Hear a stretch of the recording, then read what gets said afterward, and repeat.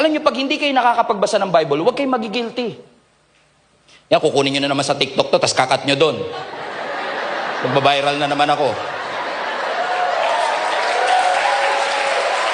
Sabihin nyo, false pastor ako. At nyo gano'n. Alam ko na yung style nyo. Tuloy natin ha. Huwag nyo ikakat muna. Baka naputol internet nyo. Uy, si pastor, sabi nyo, pag hindi ka nakakapagbasa ng Bible, huwag kang magigilty. Hindi ka dapat nagigilty. Dapat nagugutom ka. Alam niyo kung bakit? Kasi kung nagigilty ka, di magbabasa ka. For what? For compliance? No. Bakit ka dapat nagugutom? Parte siya ng buhay mo.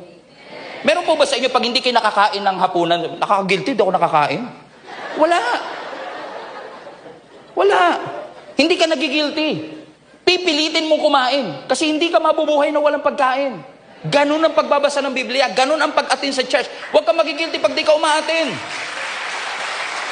Meron ba rito yung, di ako nakaligo, nakakagilty? Walang nga. Di ba? Hindi ka nagigilty, pero alam mo may kulang. Hindi ka pumupunta sa church para mahalin ka ng Diyos. Kaya ka nga pumupunta kasi alam mo kung gaano ka kamahal ng Diyos eh.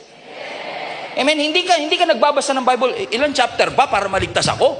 Hindi. Kaya ka nagbabasa because you know already what Jesus Christ has done.